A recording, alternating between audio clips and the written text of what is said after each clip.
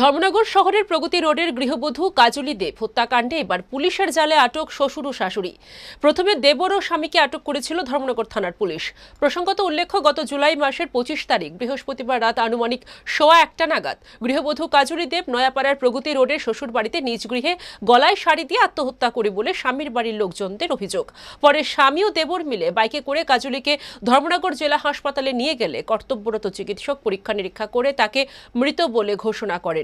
এদিকে গৃহবধূর বাবার বাড়ির লোকজন তাদের মেয়েকে হত্যা করার অভিযোগ এনে ধর্মনগর মহিলা থানায় একটি লিখিত হত্যার মামলা দায়ের করেন। স্থানীয় থানার পুলিশ লিখিত অভিযোগ পেয়ে 21 নম্বরের 103-135 বিএসএন ধারায় মামলা হাতে নিয়ে তদন্ত শুরু করে। তদন্তে নেমে অভিযোগের প্রাথমিক সত্যতা খুঁজে পায় পুলিশ। তারপর প্রথমে গৃহবধূর দেবর বিপ্র দাস ও পরে স্বামী বিচ্ছু দাসকে গ্রেফতার করে পুলিশ। শেষে ঘটনার প্রায় 1 মাস পর শনিবার সকালে গৃহবধূ কাজলির শ্বশুর বীরেন্দ্র কুমার দাস এবং শাশুড়ি প্রীতি দাসকেও ধর্মনগর রেল স্টেশন রোড এলাকা থেকে গ্রেফতার করে পুলিশ। এই মর্মে পুলিশ সুপার ভানুপদ চক্রবর্তী জানান, গোটা ঘটনার সুষ্ঠু তদন্ত প্রক্রিয়া চলছে। আমরা খুব চেষ্টা করছিলাম গত কিছুদিন ধরে শ্বশুর এবং শাশুড়িকে অ্যারেস্ট করার জন্য।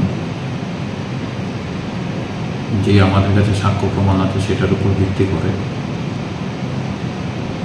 এবং প্রচলিত যে আইন কানুন আছে সেই আইনের উপর আইন কানুন মেনে আজকে সকালে আমরা ধর্মনগর রেল স্টেশন থেকে ওনাদের 2 জনকে আমরা অ্যারেস্ট করেছি এবং ওনাদেরকে কোর্টে প্রডিউস করা হয়েছে।